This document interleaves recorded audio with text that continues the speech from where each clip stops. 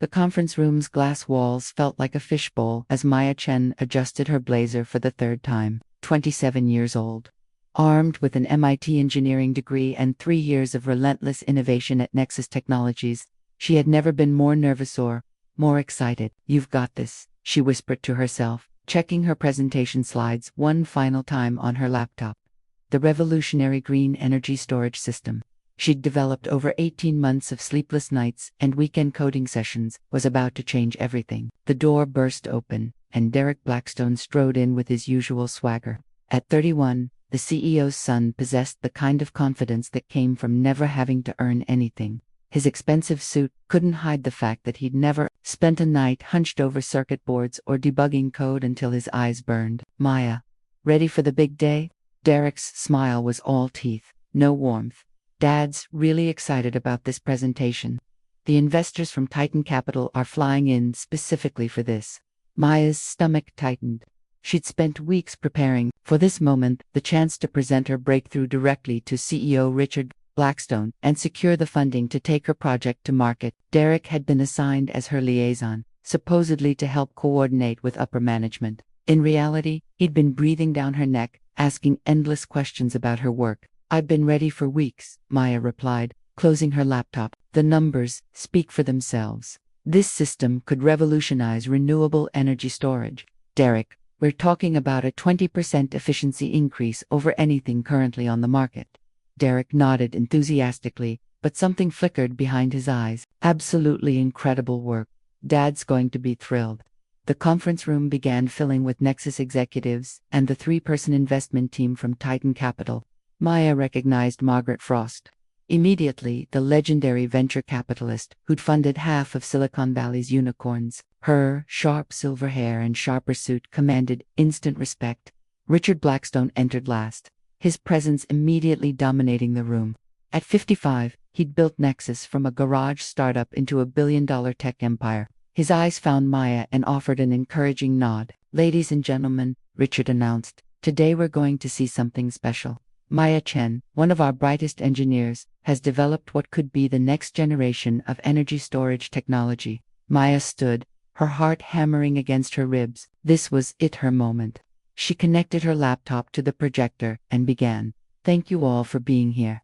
18 months ago, I identified a critical inefficiency in current lithium-ion storage systems." Her voice grew stronger as she fell into the familiar rhythm of explaining her passion project. For 30 minutes, Maya walked them through every aspect of her innovation.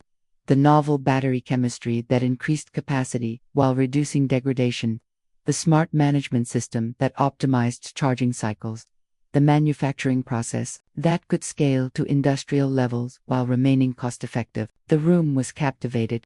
Margaret Frost leaned forward, asking sharp technical questions that Maya answered with growing confidence. Even Richard Blackstone seemed impressed, nodding along as she explained the market potential.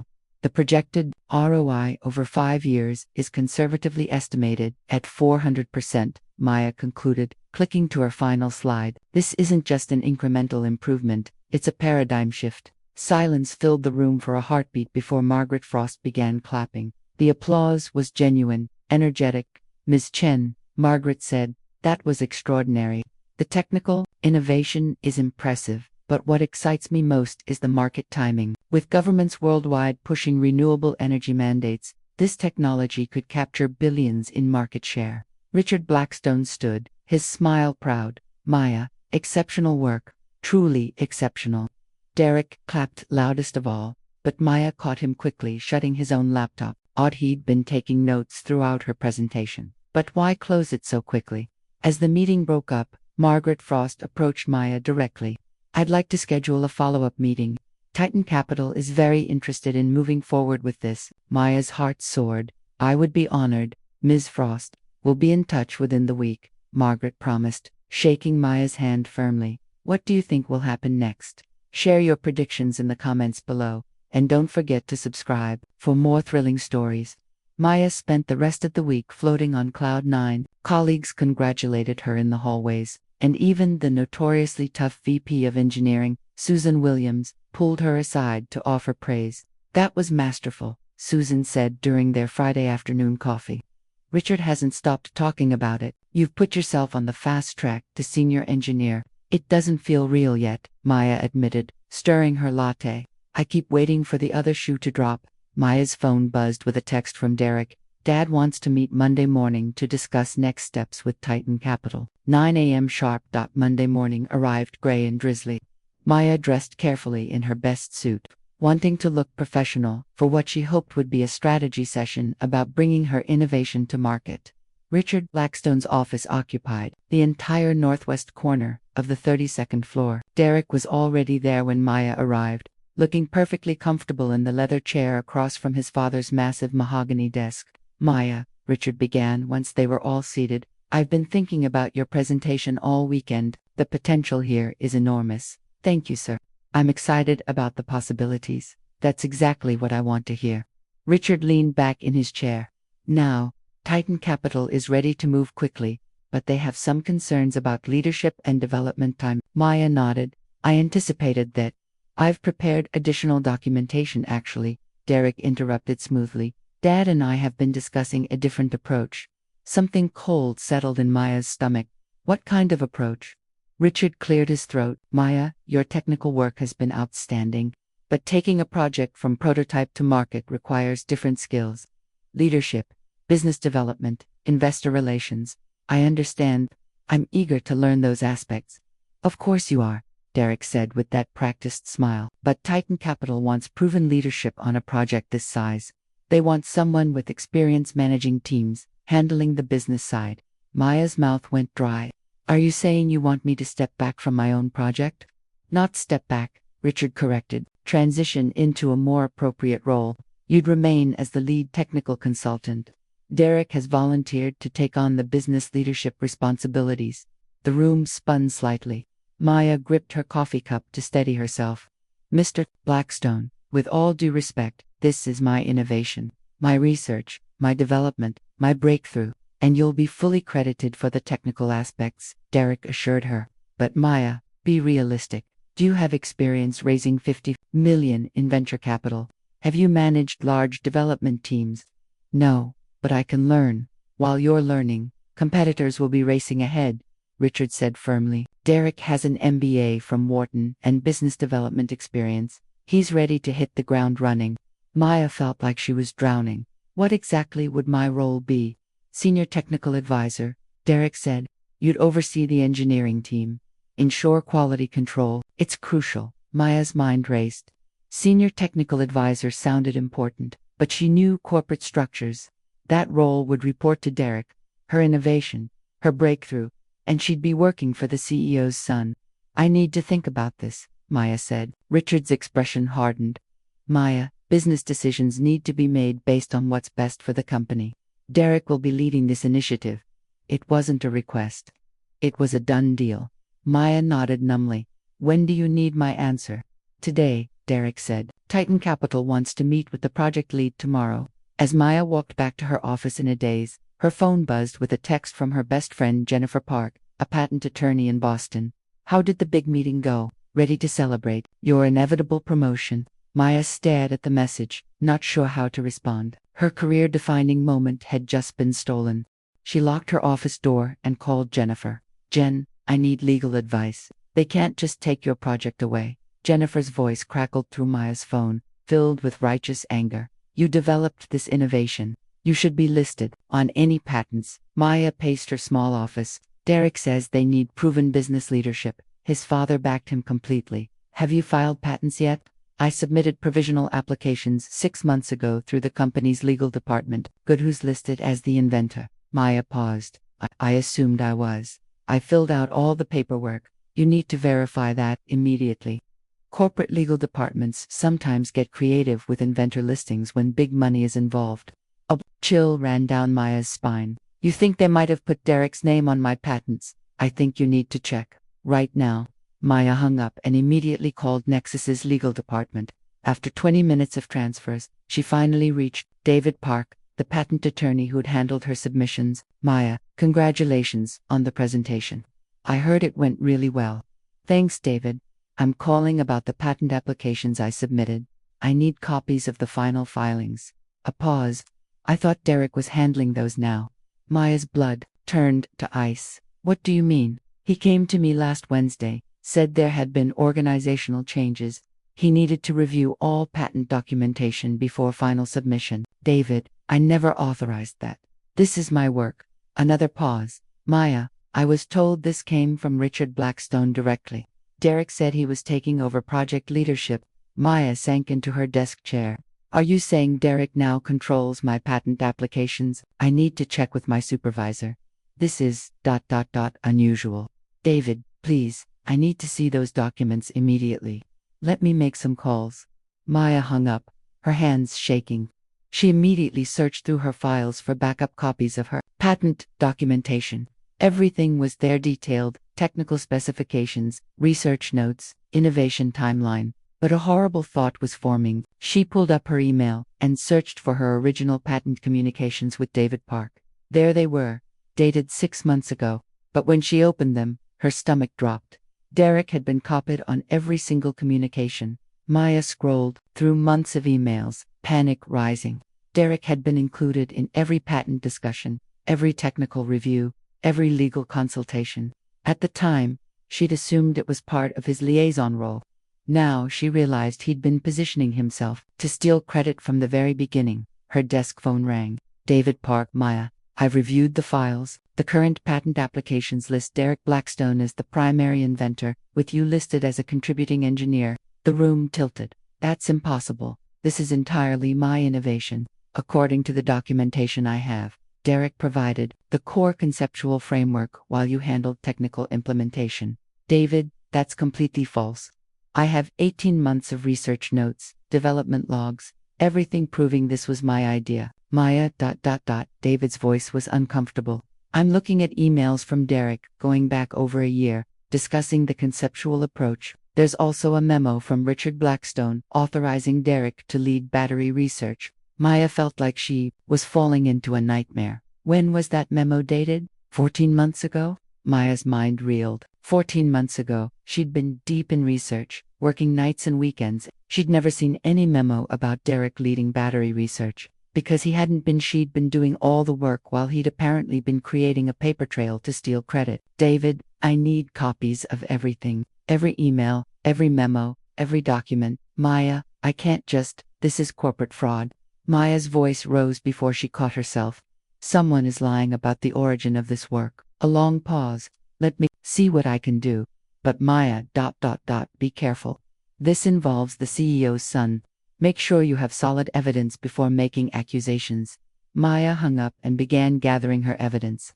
She compiled every research note, development log, and late-night email she'd sent to herself with breakthrough ideas. The timeline was crystal clear. This innovation was entirely hers, but she was beginning to understand the scope of what she was up against. This wasn't Derek trying to steal credit after the fact.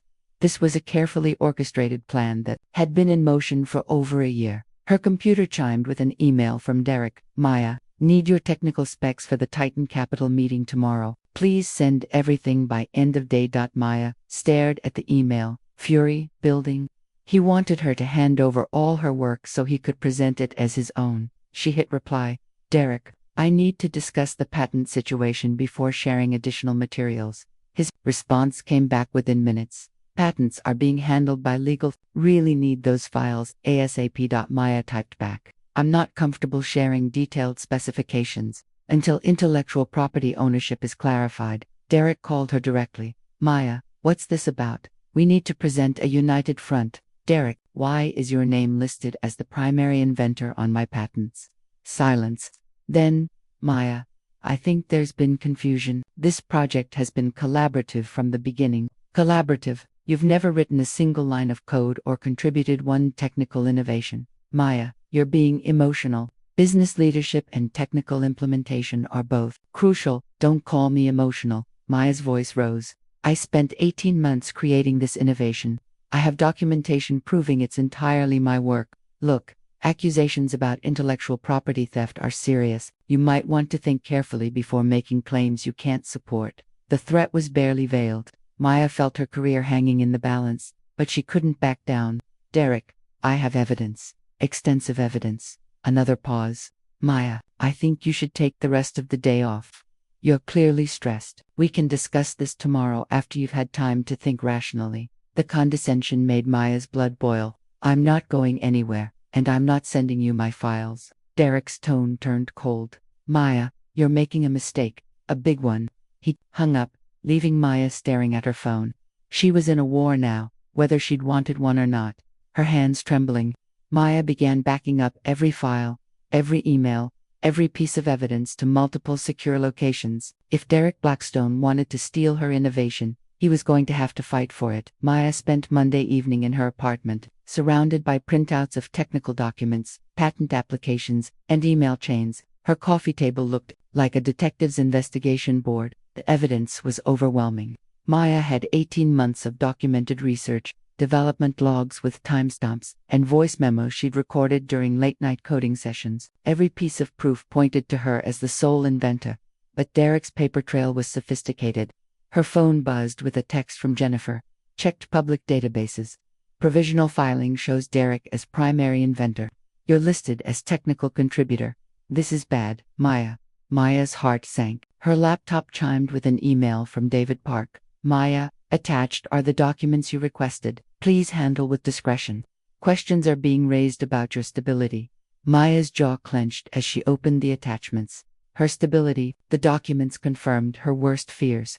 Derek's fabricated email trail went back 14 months, creating a narrative that he'd conceived the project and assigned Maya to handle technical implementation. But Maya noticed something crucial. The metadata on Derek's emails showed they'd all been created in Bach over the past 2 weeks after her successful presentation. Got you, Maya whispered, screenshotting the metadata evidence. Derek had been sloppy.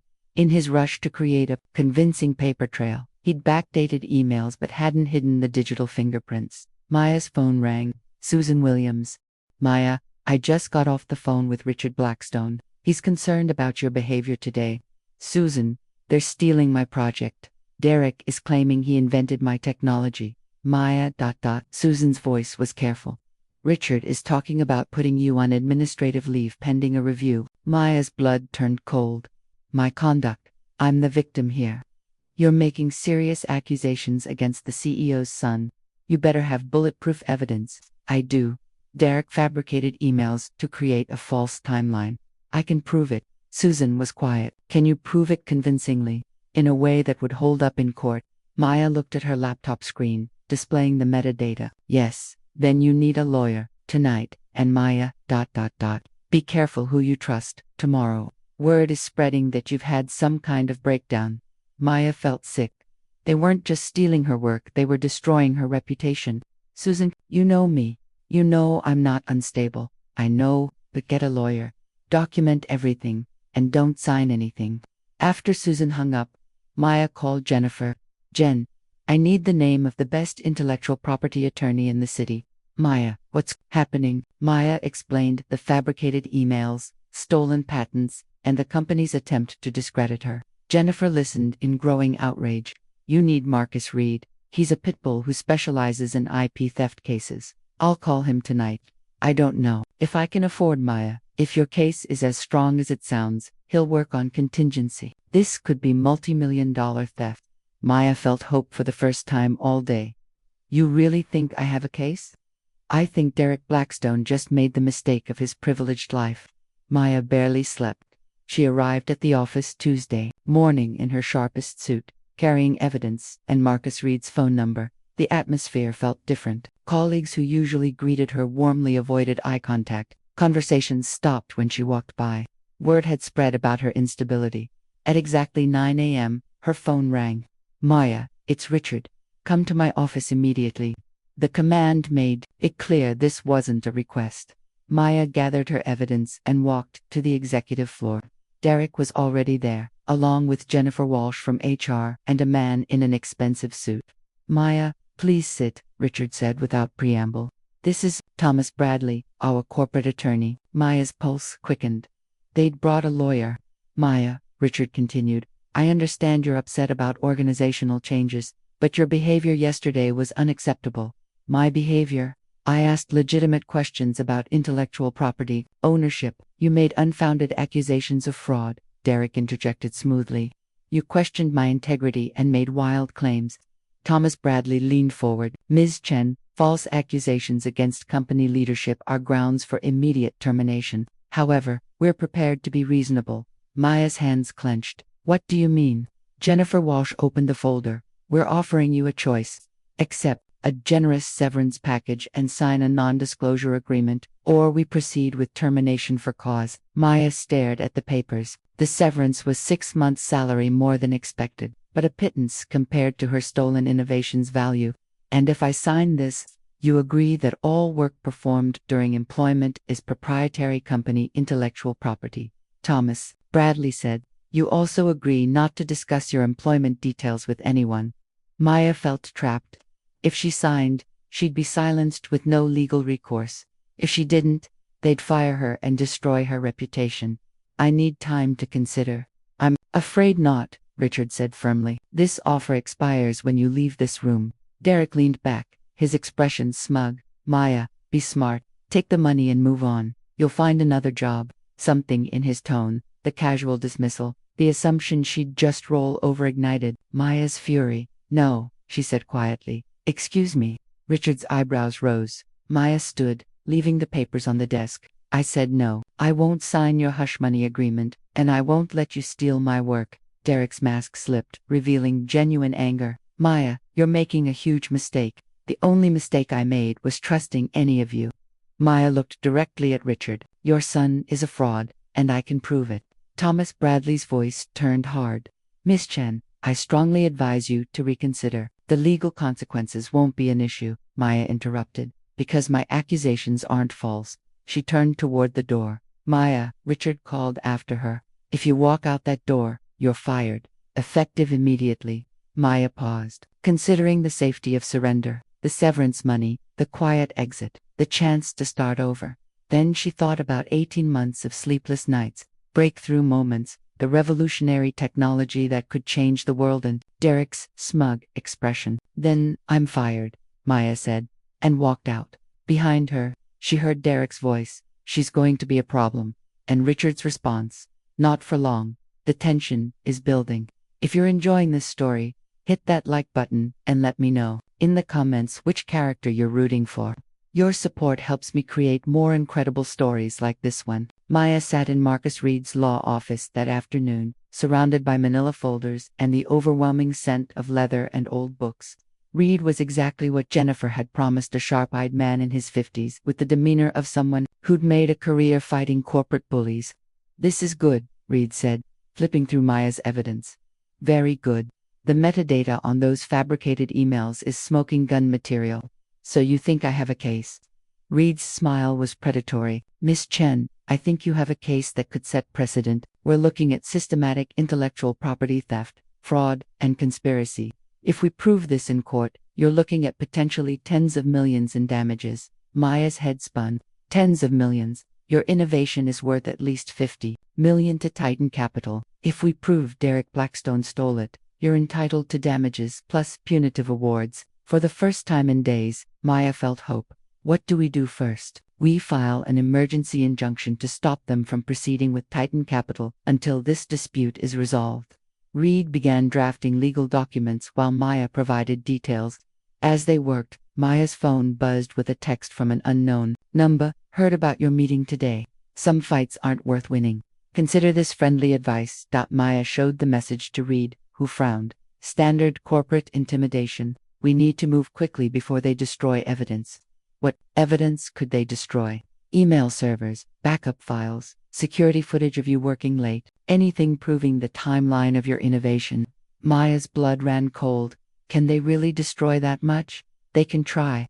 That's why we're filing this injunction today and requesting a preservation order for all company documents. As Reed worked, Maya stepped outside to call Jennifer. The sidewalk bustled with afternoon traffic, but Maya felt isolated. How did it go? Jennifer asked immediately. Reed thinks we have a strong case. But Maya paused as a black sedan pulled up. Nearby, 2 men in suits got out, moving purposefully toward her. Maya, what's wrong? I think someone's following me, Maya said quietly, ducking into a coffee shop. Following you? Maya, that's paranoid. Maya peered through the window. The 2 men were standing outside Reed's building. one talking on a phone while the other watched the entrance. Maybe, Maya said, but her instincts screamed otherwise. Maya's phone buzzed with another text. Last warning, drop this nonsense and take the severance. Things could get complicated. Maya screenshotted the message and forwarded it to Reed. He called immediately. Maya, where are you? Coffee shop near your office. Marcus, someone's watching me. I'm filing a police report about the threatening messages. This is escalating beyond civil litigation. Maya felt real fear. You think I'm in actual danger? People who steal millions don't like being exposed. Be careful. Stay in public places. Document everything. Maya spent an hour in the coffee shop pretending to work while watching the street. The men eventually left, but the feeling of being watched persisted. When she returned to Reed's office, he had news. Emergency injunction is filed. Nexus Technologies has been served with papers prohibiting them from proceeding with investor meetings or patent applications until this dispute is resolved. How long does that buy us? Depends on how hard they fight. Could be days, could be weeks. But Maya, they're going to come at you with everything now. Maya nodded grimly.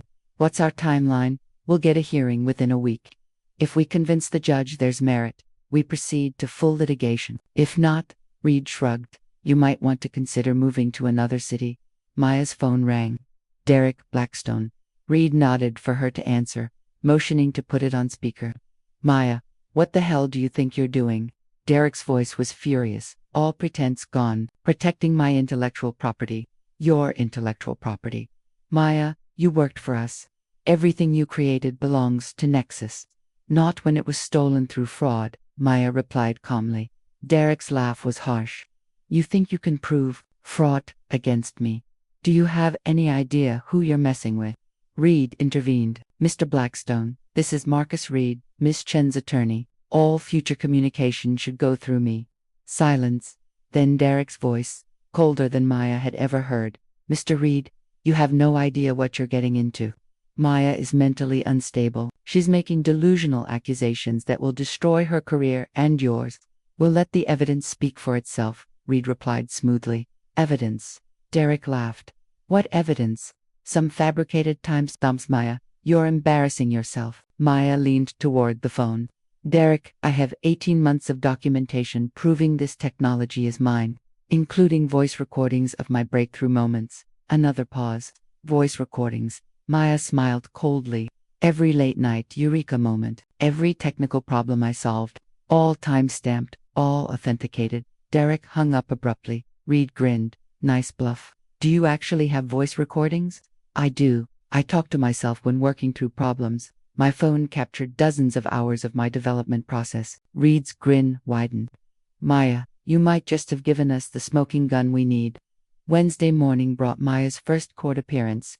The emergency injunction hearing was scheduled for 10 a.m. in downtown civil court, and Maya dressed as if her life depended on it, which it did. The courthouse buzzed with activity, lawyers in expensive suits hurrying between courtrooms. Maya felt overwhelmed, but Reed guided her confidently through the process. Remember, Reed advised as they waited, say nothing unless the judge asks you directly. Let me handle the legal arguments. Across the hallway, Maya spotted Derek arriving with a small army of attorneys. Thomas Bradley led the group, followed by two others Maya didn't recognize. Derek looked perfectly composed in a tailored navy suit, every inch the successful businessman. When their eyes met, Derek offered a condescending smile, as if acknowledging a former employee he barely remembered. The casual dismissal made Maya's blood boil. Showtime, Reed murmured as they were called into the courtroom. Judge Patricia Hernandez was a stern woman in her 60s with sharp eyes that seemed to see through pretense immediately. She reviewed the case documents quickly before addressing both legal teams. Mr. Reed, you're seeking an emergency injunction to prevent Nexus Technologies from proceeding with investor meetings and patent applications related to energy storage technology.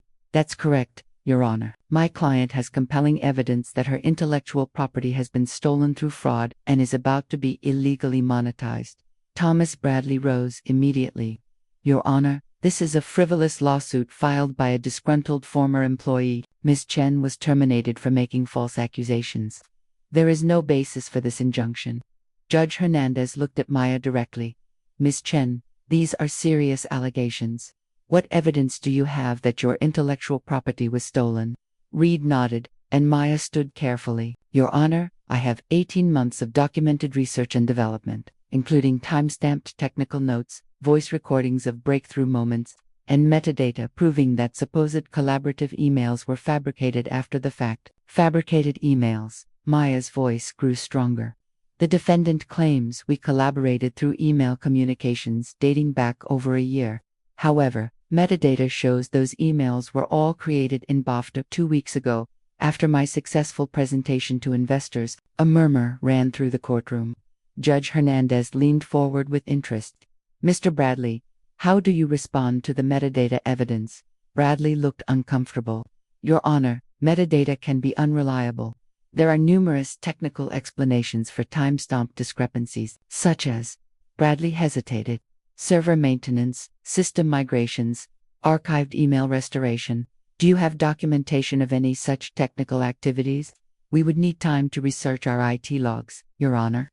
Judge Hernandez's expression sharpened. Mr. Bradley, your client is asking this court to dismiss serious fraud allegations based on hypothetical technical explanations you can't document. Reed seized the moment. Your Honor, we also have voice recordings of Ms. Chen working through the technical challenges of this innovation, dated throughout the development period. I'd like to hear a sample of these recordings, Judge Hernandez said. Reed nodded to Maya, who pulled out her phone, with trembling fingers. She accessed a voice memo from 8 months earlier. Maya's own voice filled the courtroom. Okay, the lithium-ion degradation problem. What if we modify the cathode composition? Current industry practice uses nickel-manganese cobalt, but that creates heat issues during rapid charging. If I reduce the nickel content and add aluminum? No, wait, that would reduce capacity. But what about a gradient structure? The recording continued for 2 minutes. Maya's voice working through complex technical problems with genuine discovery. Judge Hernandez listened intently. Ms. Chen, this recording is from 8 months ago. Yes, Your Honor, March 15th. Approximately 11:30 p.m. I was working in my home office, trying to solve the heat management problem preventing rapid charging. And did you solve it? Maya smiled slightly. Yes, Your Honor. The solution is documented in my technical notes from the following week, and it became a core component of the innovation Titan Capital wants to invest in. Bradley stood quickly. Your Honor, anyone could record themselves discussing technical concepts after the fact. Mr. Bradley, Judge Hernandez interrupted sharply. Are you suggesting Ms. Chen fabricated months of voice recordings in anticipation of this legal dispute?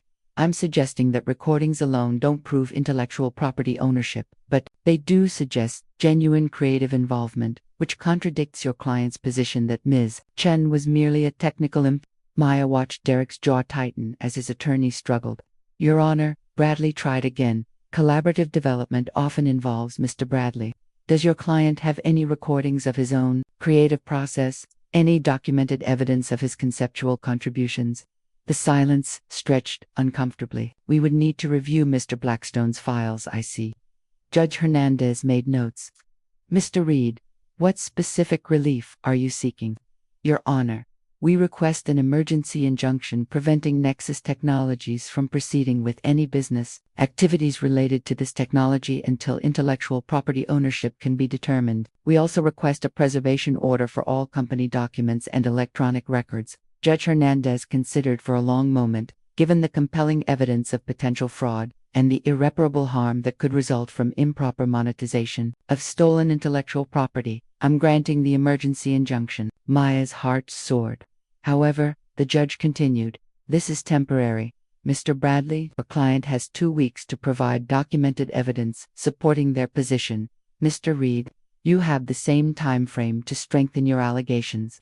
We'll reconvene in 14 days. As they filed out, Maya heard Derek speaking angrily to his legal team. This is ridiculous. She's one engineer against our entire company. How are we losing? Bradley's response was quiet but audible. Because she has evidence and we have excuses. Derek, if she's telling the truth about those emails being fabricated, she's not, Derek snapped. And even if she is, we have resources she can't match. Make this problem go away. Maya shivered at the implied threat, but Reed was beaming. Maya, that was better than I hoped. Judge Hernandez clearly believes your evidence, and now we have 2 weeks to build an even stronger case. What happens next? Now they're going to try to destroy you. Reed said matter-of-factly. They'll attack your credibility, your mental state, your employment record, and if they're really desperate, they might try to make evidence disappear. As they reached the courthouse steps, Maya's phone buzzed with a text from an unknown number. Nice performance in court. Too bad accidents happen to people who don't know when to quit. Maya showed the message to Reed, who immediately called the police. While Reed spoke to law enforcement, Maya noticed a familiar black sedan parked across the street. She was definitely being watched, and now she was winning in court. Maya realized that made her more dangerous than ever. Maya's apartment felt like a fortress under siege. Since the court hearing 3 days earlier, she'd received a dozen threatening messages, spotted surveillance multiple times, and discovered attempted breaches of her personal accounts. She'd moved in with Jennifer, temporarily, sleeping on her friend's couch, in a downtown loft with better security. But even surrounded by legal books and takeout containers, Maya couldn't shake the feeling that walls were closing in. They're trying to break into my accounts, Maya told Reed during their Friday morning call. My email, my cloud storage, everything. Standard intimidation tactics, Reed replied, though his voice carried concern. How secure are your files? Multiple backups with strong encryption. But Marcus, they're not just trying to steal my evidence, they're trying to destroy my life. Maya wasn't exaggerating. Over the past week, her former colleagues had been contacted by Nexus HR with questions about her mental stability. Her landlord had received anonymous tips about illegal business activities. Even her favorite coffee shop had been visited by men claiming to conduct a background investigation. They're systematically attacking your credibility, Reed agreed. But Maya, this desperation means we're winning. They wouldn't go to these lengths if they had a strong legal position. Maya's laptop chimed with a new email from David Park at Nexus Legal. Maya, this situation has gotten out of hand. I'm authorized to offer you a settlement that could resolve everything quietly. $2 million, full patent rights acknowledged, and a consulting position. Please consider this carefully. Maya, read the email aloud to Reed, who whistled low. $2 million is serious money, Maya. They're scared. It's not about money anymore, Maya said firmly. They tried to steal my life's work and destroy my reputation. I want them exposed. Good, Reed replied. Because I have news that's going to make them even more desperate. What kind of news? I've been investigating Derek Blackstone's background.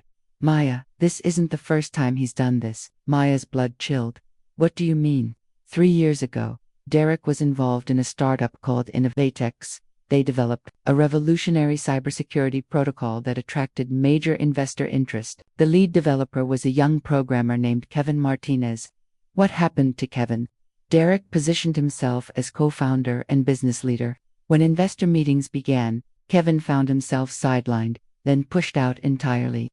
The company was eventually sold for $40 million. Derek made about $12 million personally. Maya sank into Jennifer's couch cushions. Where is Kevin now? Waiting tables in Phoenix. His reputation in tech was destroyed after Derek spread rumors about his competence and reliability. Kevin tried to fight it legally, but couldn't afford the kind of representation Derek could. So Derek has done this before, more than once. I'm still investigating, but there appear to be at least 2 other cases of promising innovations that Derek has appropriated. Maya felt sick. He's a serial patent thief, and you're the first victim with both the evidence and resources to fight back. Maya, this case isn't just about your innovation anymore. It's about stopping a pattern of corporate fraud that's destroyed multiple careers. Maya's resolve hardened. Derek Blackstone was a predator who used his family's wealth to steal from talented engineers. She wasn't just fighting for her own project, she was fighting for Kevin Martinez, and who knew how many others. Marcus, what do we need to prove the pattern? I'm trying to contact Derek's previous victims, but most are reluctant to speak. They're afraid of retaliation, and some signed non-disclosure agreements. Maya's phone buzzed with another message. Settlement offer expires today. After that, things get much harder for you. Maya forwarded the message to Reed and called Jennifer at work. Jen, I need a favor. Can you run background checks on Derek Blackstone's business associates and investors? What are you looking for? Patterns. If Derek has been stealing innovations for years, someone must have noticed.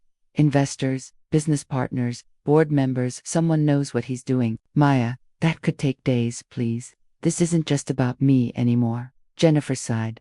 I'll see what I can find. But Maya, be careful. If Derek really is a serial fraudster, he has a lot to lose. That afternoon, Maya received an unexpected visitor. The building's doorman called to announce that Susan Williams was downstairs, asking to speak with Maya privately. Maya hesitated.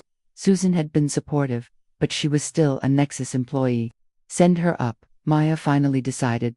Susan arrived, looking haggard, her usually perfect professional appearance disheveled. She glanced around Jennifer's loft nervously before speaking. Maya, I can only stay a few minutes. They don't know I'm here. Who doesn't know? Richard Blackstone, Derek, the whole executive team. Susan sat heavily on Jennifer's couch. Maya, I've been with Nexus for 12 years. I've seen a lot of corporate politics, but this is different. What do you mean? Susan pulled a manila envelope from her purse. I made copies before they could disappear. Maya, Derek has been planning this for over a year. Maya opened the envelope with shaking hands. Inside were printouts of email chains between Derek and his father, discussing Maya's project and how to transition leadership when the innovation reaches market readiness. They've been planning to steal my work from the beginning. Not steal, Susan corrected grimly. They convinced themselves it was corporate strategy. Richard saw your potential early and assigned Derek to collaborate so he could learn the business development side. Maya read through the emails, her anger building. The correspondence showed a calculated plan to position Derek as project leader as soon as Maya's innovation proved commercially viable. Susan, why are you showing me this? Susan's expression was pained. Because I have a daughter your age. She's an engineer at Tesla, and if someone did this to her. Susan shook her head. Maya, I've watched you work. You're brilliant, dedicated, and ethical. Derek is none of those things. Will you testify to that in court? Susan hesitated. I can't. I'd lose my job, my pension, everything. But Maya, there's something else you should know. What? Derek's getting desperate. He's been meeting with private investigators, asking about ways to discredit hostile former employees. And Maya, he's been asking about you specifically. Your financial situation, your personal relationships, your mental health history. Maya felt cold dread. He's building a case to destroy my credibility. Worse, he's looking for pressure points, ways to make you drop the lawsuit voluntarily. Susan stood to leave. Maya, I can't help you, officially. But be careful, and whatever they offer you, don't meet with them alone. After Susan left, Maya called Reed immediately. Marcus, we need to accelerate our timeline. Derek's not just planning to fight this in court, he's planning to destroy me personally. Maya, take a breath. We have strong evidence and a good legal position. Legal positions don't matter if I'm discredited or worse, Maya interrupted. Reed's silence stretched long enough to worry her. Marcus, Maya, I'm going to arrange protection for you. Private security until this case resolves. You think I'm really in danger? I think Derek Blackstone has too much to lose and too few scruples. Let's not take chances. As Maya hung up, she realized she was no longer fighting for her innovation. She was fighting for her life. Maya's private security detail consisted of Marcus Thompson, a former police detective in his 40s with the calm, watchful demeanor of someone who'd seen enough corporate warfare to take every threat seriously. Ms. Chen, Thompson explained as he swept Jennifer's loft for listening devices. Corporate espionage cases can turn ugly fast when this much money is involved. We're going to keep you safe, but I need you to follow my instructions exactly. Thompson's device detector beeped near Jennifer's kitchen window. Someone's been listening, he said grimly, showing Maya a tiny electronic device. This is military-grade surveillance equipment. Your opponents have serious resources. Maya's phone rang. Reed's number. Maya, I have incredible news. Margaret Frost from Titan Capital wants to meet with you. Maya's stomach tightened. Why would she want to meet with me? The injunction prevents them from proceeding with Derek. Reed's voice carried excitement. Because smart investors do their own research. Maya, I think Margaret Frost has figured out that Derek isn't the real innovator. Maya felt a surge of hope. If Titan Capital recognized her as the true inventor, Derek's entire scheme would collapse. Should I meet with her? Absolutely. But Thompson goes with you, and we record everything. The next morning brought complications. Maya woke to find Jennifer pacing the loft, her phone pressed to her ear, in an agitated conversation. No, absolutely not. Jennifer was saying, you can't just search her apartment without a warrant. What do you mean, suspicious financial activity? Maya's blood turned cold. What's happening? Jennifer covered her phone. The FBI is at your apartment. They have a warrant to search for evidence of corporate espionage and money laundering. Money laundering? I don't even have any money. They claim you received suspicious wire transfers from foreign accounts, Jennifer said, returning to her phone conversation. Thompson appeared beside Maya. This is a setup. Classic corporate warfare tactic. Get law enforcement involved too. Discredit the opposing party. Maya's mind raced. How could they claim I received foreign wire transfers? Easy enough to fake if you have the right resources. Thompson replied grimly. Create offshore accounts in your name. Transfer money to make it look like you're being paid by foreign competitors for corporate secrets. Maya's phone buzzed with a text. FBI search was just the beginning. Drop the lawsuit or face federal charges. Maya showed the message to Thompson, who immediately forwarded it to read. Maya, Jennifer said, hanging up, the FBI wants to interview you this afternoon. About what? About $50,000 allegedly transferred to your personal account from a Chinese technology company last month. Maya sat down hard. Jen, I've never received any money from any Chinese company. I can prove it's all my financial records are clean. I know, Jennifer said. But Maya, the FBI doesn't know that yet. And until you can prove the money transfers are fabricated, you're under federal investigation. Despite the mounting pressure, Maya kept her appointment with Margaret Frost. They met at the downtown Marriott's Executive Lounge, a neutral location that offered privacy while remaining public. Margaret Frost was already there when Maya arrived, seated at a corner table with her back to the windows. At 58, the venture capitalist possessed sharp elegance that came from decades of making multi-million-dollar decisions. Ms. Chen, Margaret rose to shake hands. Thank you for meeting me on such short notice. Maya sat across from her, noting that Margaret had chosen a table offering privacy while remaining visible to the rest of the lounge. Ms. Frost, I have to admit I'm surprised you wanted to meet. The injunction prevents Nexus from proceeding with investor discussions. Margaret's smile was knowing. The injunction prevents them from discussing Derek Blackstone's supposed innovation. It doesn't prevent me from researching the technology's actual origins. Maya's pulse quickened. What have you found? Margaret opened her briefcase and withdrew a thick folder. Ms. Chen, I've been investigating high-tech investments for 25 years. I've developed a good sense for when something doesn't add up. She slid a document across the table. Maya recognized Derek's fabricated email chain. These emails troubled me, Margaret continued. The language patterns are inconsistent. Derek's supposed technical contributions use terminology that doesn't match his educational background or previous work experience. Maya nodded. The metadata proves those emails were created in Bosch 2 weeks after my presentation. I know. I had my own technical team analyze them. Margaret's expression hardened. Ms. Chen, I believe you've been the victim of systematic intellectual property theft. Maya felt vindication, but Margaret held up a hand. However, there's a problem. Derek Blackstone has convinced his father that you're mentally unstable and possibly engaged in corporate espionage. They're painting you as a delusional former employee making desperate accusations. They're the ones who fabricated evidence. Maya protested. They planted fake financial records to trigger an FBI investigation. Margaret nodded grimly. I suspected as much. The timing was too convenient. She leaned forward. Ms. Chen, I'm going to be direct.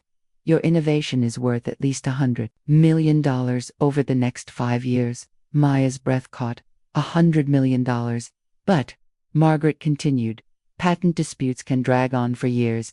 Even if you eventually win, the technology could be obsolete by the time legal proceedings conclude. What are you suggesting? Margaret slid another document across the table. I'm suggesting we bypass Nexus Technologies entirely. Maya, read the document header. Exclusive licensing agreement. Chen Energy Storage Innovation. I don't understand, Ms. Chen, you're the inventor. You have documentation proving it. While Derek may have filed fraudulent patents, your evidence establishes prior art and original development. With the right legal strategy, we can challenge those patents and establish your ownership. Maya's mind raced. You want to license my technology directly from me. I want to fund your technology through a new company. Your company. With you as Chief Technology Officer and primary equity holder. Maya stared at the contract. The numbers were staggering. $20 million in immediate funding, with Maya retaining 60% ownership. This would bypass Derek completely. Derek Blackstone would become irrelevant. We'd be licensing the technology from its actual inventor, not from a corporate thief. Maya felt dizzy. After weeks of legal battles and personal attacks, Margaret Frost was offering her everything she'd dreamed of. "There is one condition," Margaret said quietly. Maya's euphoria dimmed. "What condition?" "You'd need to relocate. Nexus will certainly sue, and they have resources to make your life difficult for years. But if you move to Silicon Valley, establish the new company there, we can provide legal protection and keep you out of their reach." Maya thought about her life, her apartment, her friendships, the career she'd built at Nexus. All of it was already destroyed by Derek's scheme. "How soon would I need to decide?" "Today," Margaret said firmly. "Derek is meeting with other investors tomorrow. If he convinces someone else to fund the stolen technology, your legal position becomes much more complicated." Maya's phone buzzed with a text from Thompson. "Two men in Fed suits just entered. They're looking for someone." Maya glanced toward the lounge entrance and spotted two official-looking men scanning the room. "FBI agents, probably hear about the fabricated money laundering charges. Ms. Frost, I need to ask you something directly. How do I know this isn't another setup? How do I know Derek didn't send you to trick me?" Margaret's expression didn't change, but something shifted in her eyes. "Miss Chen, that's a very smart question." She reached into her briefcase and withdrew a small recording device. "Derek Blackstone contacted me last week. He suggested I might want to test your mental stability by offering you an impossible deal." Maya's blood ran cold. "You've been recording this conversation?" "Yes, but not for Derek." Margaret turned off the recording device. "Miss Chen, I've been recording this to protect both of us. Derek assumed I'd be willing to participate in entrapment because of the money involved. He was wrong." Margaret slid the recording device across the table. "This contains Derek's conversation with me, where he explicitly admits to fabricating evidence against you and asks me to help frame you for corporate espionage." Maya stared at the device. "This proves he's been setting me up. It proves Derek Blackstone is a fraudster who just tried to manipulate a federal investigation. Ms. Chen, this recording, combined with your technical evidence, gives us everything we need to destroy him." The FBI agents were moving through the lounge now, showing photos to hotel staff. Maya recognized her own picture. "I have to go," Maya said, pocketing the recording device. "Ms. Chen," Margaret called after her. "My offer is real. $20 million, your own company, and the chance to bring your innovation to market yourself. But you need to decide quickly." Maya looked back at Margaret Frost. "Why are you helping me?" Margaret's smile was sharp. "Because Derek Blackstone made the mistake of assuming I was as corrupt as he is. I've built my career on identifying real innovators and giving them the resources to succeed. You, Ms. Chen, are a real innovator." Maya nodded and walked quickly toward the service elevator Thompson had identified. Behind her, she heard one of the FBI agents ask the hostess about a young Asian woman in a navy suit. That as the elevator doors closed, Maya realized she was holding the key to destroying Derek Blackstone. The question was whether she'd survive long enough to use it. Maya's apartment had been ransacked. The FBI search warrant had authorized examination of financial records.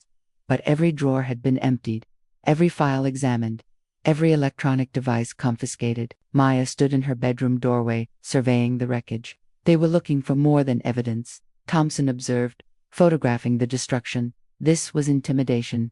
Maya's laptop was gone, along with her tablet and backup drives. Fortunately, she'd moved her most important files to encrypted cloud storage weeks earlier, but the violation felt personal and profound. "Maya," Reed called from the living room, "you need to see this." Maya found her attorney holding a document left conspicuously on her coffee table, a federal indictment charging her with corporate espionage, money laundering, and conspiracy to defraud the United States government. "They're trying to have me arrested," Maya said, her voice hollow. "The charges are clearly fabricated," Reed assured her. "But Maya, federal prosecutors don't file indictments without believing they have evidence. Someone has convinced them you're guilty."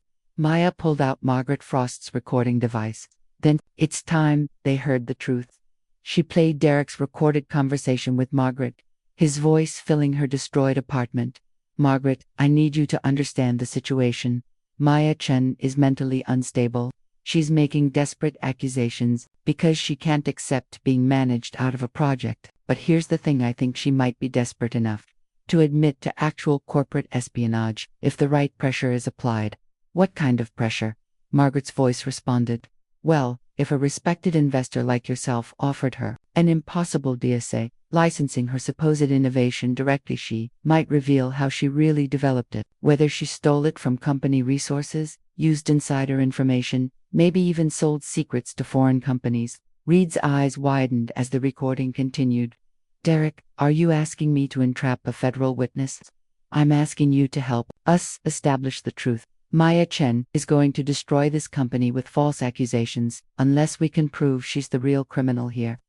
The recording ended with Margaret agreeing to test Maya's story, though her tone suggested skepticism. About Derek's version, Maya, Reed said quietly, this recording proves Derek is manipulating a federal investigation. We need to get this to the FBI immediately. Will they believe it? Derek's probably convinced them. I fabricated this too. Thompson's phone buzzed. He answered, listening intently before turning pale. Maya, we need to leave now. What's wrong? Federal agents are surrounding the building.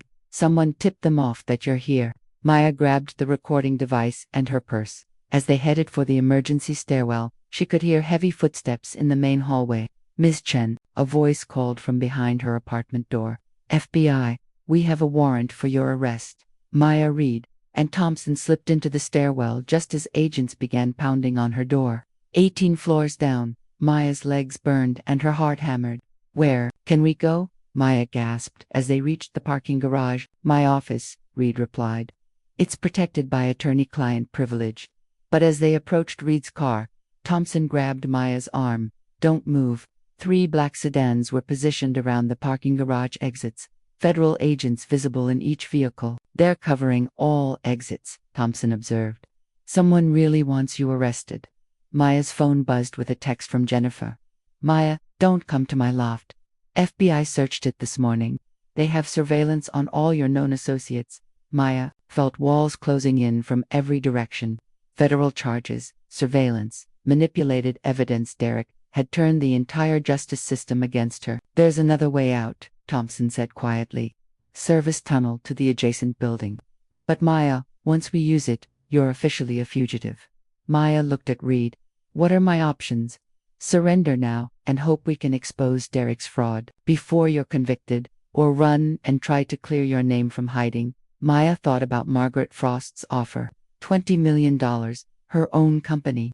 The chance to bring her innovation to market, but only if she could escape Derek's web long enough to claim it. I'm not going to prison for Derek Blackstone's crimes, Maya said firmly. Let's go. 3 days later, Maya sat in a coffee shop in Silicon Valley. Her hair dyed black and her appearance altered enough to avoid casual recognition. Reed and Thompson had helped her escape through the service tunnel, and Margaret Frost's resources had provided safe passage to California. Now came the hard part, exposing Derek's fraud from hiding while avoiding federal capture. Maya's secure phone rang. Reed's number. Maya, I have news.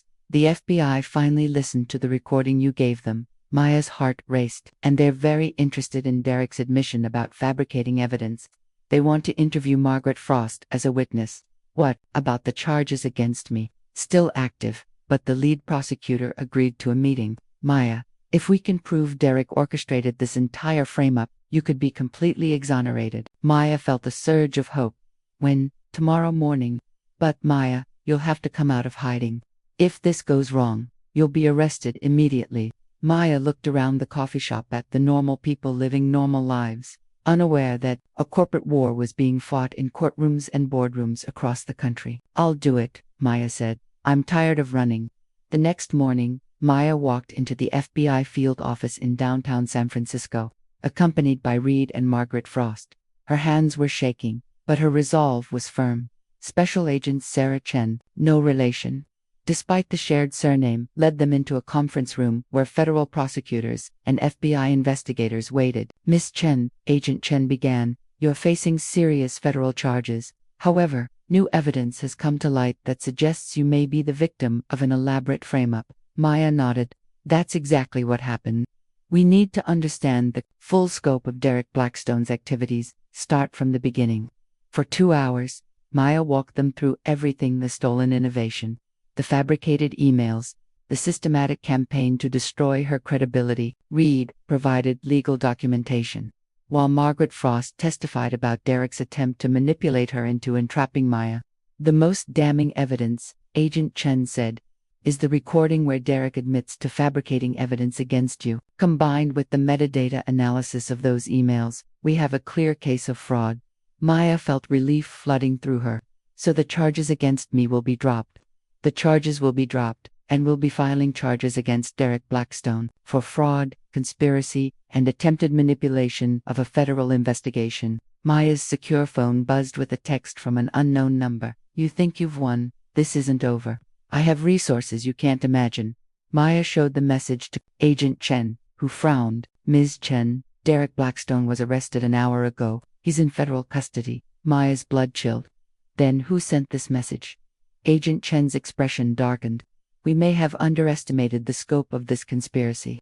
The truth was worse than Maya had imagined. Derek Blackstone wasn't just a serial patent thief. He was part of a larger network of corporate fraudsters who systematically identified and stole innovations from smaller inventors and startups. It's been going on for years, Agent Chen explained during a follow-up meeting. Derek was just one node in a network that includes venture capitalists, patent attorneys, and corporate executives. They identify promising technologies, steal them through various means, then monetize them through shell companies and offshore investments.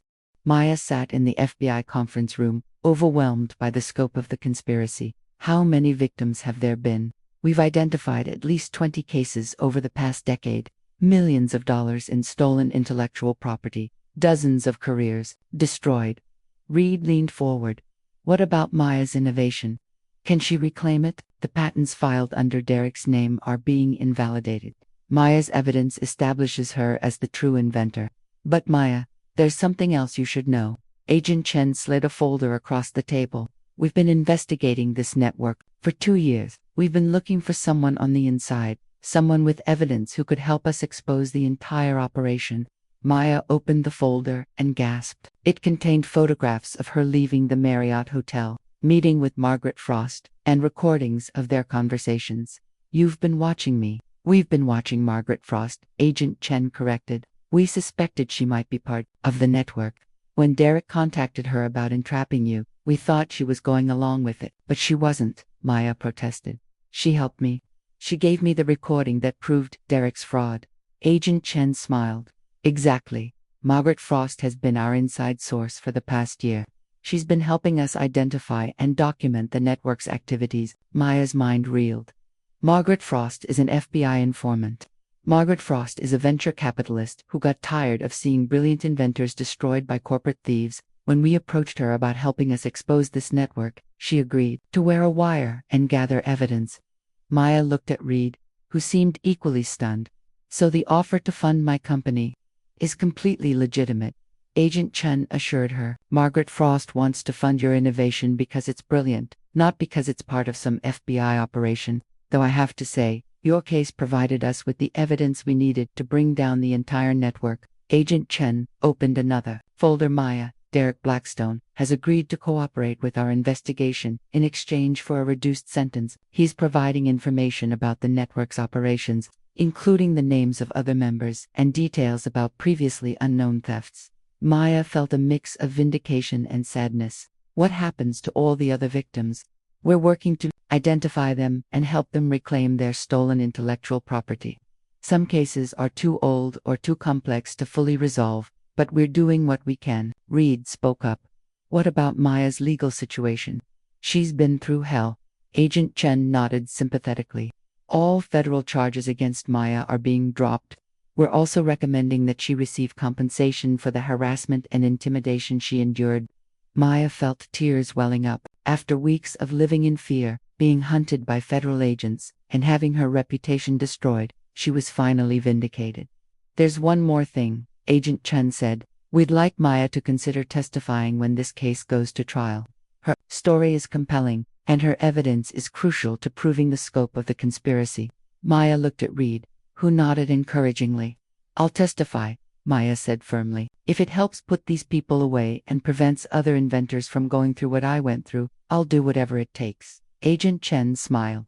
Maya, you should know that your courage in fighting back against Derek Blackstone is what made this entire investigation possible. Most victims of this network give up, take whatever settlement they can get, and disappear. You refused to back down. And that's going to help us protect a lot of other inventors. Maya felt a surge of pride. She'd fought not just for her own innovation, but for every inventor who'd been victimized by corporate thieves. What happens now? Maya asked. Now you get your life back, Agent Chen said. Your innovation, your reputation, your future, it's all yours again. 6 months later, Maya stood in the gleaming lobby of Chen Energy Solutions, her own company headquartered in a modern office building in Palo Alto. The walls displayed patents with her name prominently featured, and through the glass doors, she could see her team of 12 engineers working on the next generation of energy storage technology. Margaret Frost's investment had been everything she'd promised: $20 million in funding, state-of-the-art facilities, and the resources to bring Maya's innovation to market. But more than that, Margaret had become a mentor and friend, guiding Maya through the challenges of running her own company. Maya, her assistant announced over the intercom, your 2 p.m. appointment is here. Maya looked up from her desk, where she'd been reviewing production schedules for their first commercial battery systems. Send them in. To her surprise, Agent Chen walked through the door, accompanied by a young man Maya didn't recognize. Agent Chen, this is a pleasant surprise. What brings you to my office? Agent Chen smiled. Maya, I'd like you to meet David Kim. He's a software engineer who's developed a revolutionary cybersecurity protocol. Maya shook David's hand, immediately recognizing the nervous excitement in his eyes. Nice to meet you, David. Miss Chen, Agent Chen told me about your case. I'm afraid I might be going through something similar. Maya's expression grew serious. Someone's trying to steal your innovation. David nodded. My former business partner filed patents on my work and is trying to shut me out of the company. We started together. He's claiming I was just a technical implementer, while he provided the business vision. Maya felt a familiar anger rising. Do you have documentation proving it's your work? Yes, but he has lawyers and resources I can't match. Agent Chen said, you might be able to help. Maya looked at Agent Chen, who was smiling knowingly. Maya, we've been getting calls from inventors all over the country who've heard about your case. They're facing similar situations, and they want to know how to fight back. Maya realized what Agent Chen was suggesting. You want me to help other inventors who are being victimized. I want you to consider expanding your mission. Chen Energy Solutions is successful. But Maya, you have something more valuable than just a successful company. You have a story that inspires people to fight back against corporate theft. Maya walked to her office window, looking out at the bustling Silicon Valley landscape. 6 months ago, she'd been a lone engineer fighting against impossible odds. Now she had resources, experience, and a platform. What are you proposing? Agent Chen opened her briefcase and withdrew a folder. We're proposing the Inventor Protection Initiative, a legal defense fund specifically designed to help inventors fight back against corporate theft. Margaret Frost has already committed to funding it, and we have commitments from other ethical investors. Maya opened the folder, reading through the proposal. It was comprehensive legal resources, technical expertise, and financial support for inventors who found themselves in situations similar to what she'd experienced. You want me to run this initiative? We want you to lead it, Agent Chen corrected. Maya, your case proved that corporate patent theft can be defeated if the victim has the right resources and support. Most inventors don't have those resources, but we can provide them. Maya looked at David Kim, seeing her own past struggles reflected in his worried expression. David, tell me about your cybersecurity protocol. For the next hour, David explained his innovation, while Maya listened with growing excitement. His work was genuinely revolutionary, the kind of breakthrough that could transform online security forever. David, has your former partner been documenting false collaborations, creating fake email chains to establish co-invention? David's eyes widened. How did you know? Maya smiled grimly. Because it's exactly what happened to me. David, you don't have to fight this alone. She turned to Agent Chen. I'll do it. I'll lead the Inventor Protection Initiative. Agent Chen's smile was triumphant. Maya, you might just save the careers of hundreds of inventors.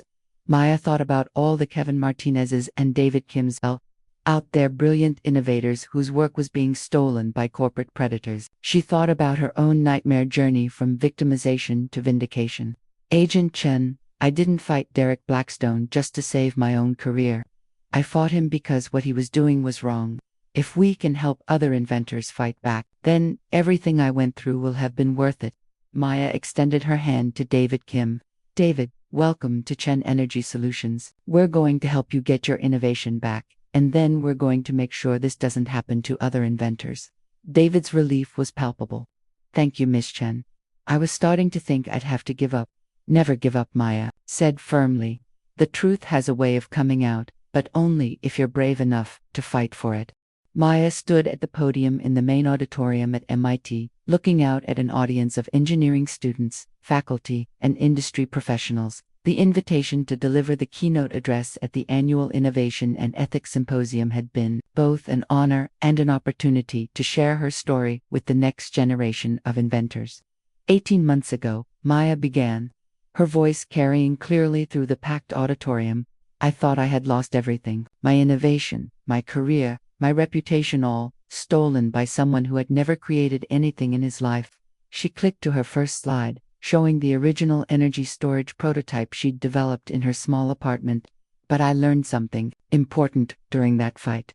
The truth doesn't protect itself. Innovation doesn't defend itself. If we want to live in a world where brilliant ideas are rewarded rather than stolen, we have to be willing to fight for that world. Maya clicked to the next slide, showing the current state of Chen Energy Solutions. The company now employed over 50 people and had partnerships with major automotive manufacturers and renewable energy companies. Their battery technology was being integrated into electric vehicles, solar installations, and grid storage systems around the world. Today, Chen Energy Solutions is valued at over $200 million. But the real victory isn't the money, it's the precedent. Corporate patent theft is no longer a crime that goes unpunished. The audience murmured appreciatively as Maya showed statistics from the Inventor Protection Initiative. In the past year, they'd helped 43 inventors reclaim stolen intellectual property. With a combined value of over $300 million, David Kim, whose cybersecurity protocol was stolen by his business partner, now runs a successful company that protects millions of online transactions daily. Sarah Martinez, whose medical device innovation was appropriated by a major pharmaceutical company, received a $50 million settlement and founded her own biotech firm. Kevin Martinez, yes, Derek Blackstone's first victim, came out of hiding to testify in our case and received compensation that allowed him to start over. Maya paused, letting the impact of those stories sink in. Derek Blackstone was sentenced to 7 years in federal prison for fraud, conspiracy, and racketeering. His father, Richard Blackstone, was forced to resign from Nexus Technologies when the board discovered his role in the conspiracy. The entire corporate theft network has been dismantled, with over 20 executives facing federal charges. The applause was thunderous, but Maya held up a hand for quiet. But here's what I want you to remember as you leave here today and go create the next generation of world-changing innovations. Your ideas have power. Your innovations matter. And if someone tries to steal them, you don't have to face that fight alone. Maya clicked to her final slide, showing the contact information for the Inventor Protection Initiative. We're here, we're ready, and we're never going to let another brilliant inventor be silenced by corporate greed. As the audience rose in a standing ovation, Maya felt a deep satisfaction that had nothing to do with money or recognition. She'd turned her nightmare into a mission, her victimization into victory for countless others. After the presentation, Maya was approached by a young woman who reminded her of herself at that age, eager, passionate, and slightly overwhelmed by the possibilities ahead. Miss Chen, the student said, I'm working on a breakthrough in quantum computing, but I'm afraid to share it with anyone. After hearing your story, I'm worried someone might steal it. Maya smiled warmly. What's your name? Lisa Wong, graduate student here. Lisa, fear of theft shouldn't stop you from pursuing your dreams, but knowledge is power. Document everything, protect your work, and remember you're not alone in this fight anymore. Maya handed Lisa her business card. If you ever need help, or if you just want someone to review your protection strategies, call me. The Inventor Protection Initiative isn't just about fighting theft after it happens. We're about preventing it in the first place. Lisa's eyes lit up with renewed confidence. Thank you, Miss Chen. You've given me hope. As Maya watched Lisa walk away, she reflected on the journey that had brought her to this moment. The terror of corporate theft, the desperation of legal battles, the triumph of vindication, all of it had led to something bigger than she'd ever imagined. Her phone buzzed with a text from Margaret Frost. Great speech. Board meeting tomorrow. To discuss the European expansion of IPI. You've built something amazing, Maya. Maya smiled as she typed back. We've built something amazing. See you tomorrow. Walking across the MIT campus where her journey had begun, Maya felt the weight of possibility ahead. Chen Energy Solutions was revolutionizing energy storage worldwide. The Inventor Protection Initiative was safeguarding the dreams of innovators across the globe, and somewhere out there, the next generation of inventors was working on solutions that would change the world. This time, they wouldn't have to fight alone. As Maya reached her car, she took one last look at the university where she'd learned to dream big. Now she was teaching others to dream fearlessly. The future belonged to the innovators, and Maya Chen had made sure they'd be ready to claim it. What did you think of this thrilling journey? Share your favorite moment in the comments below. If you enjoyed this story, please subscribe and hit the notification bell so you never miss our latest tales. What kind of story would you like to hear next?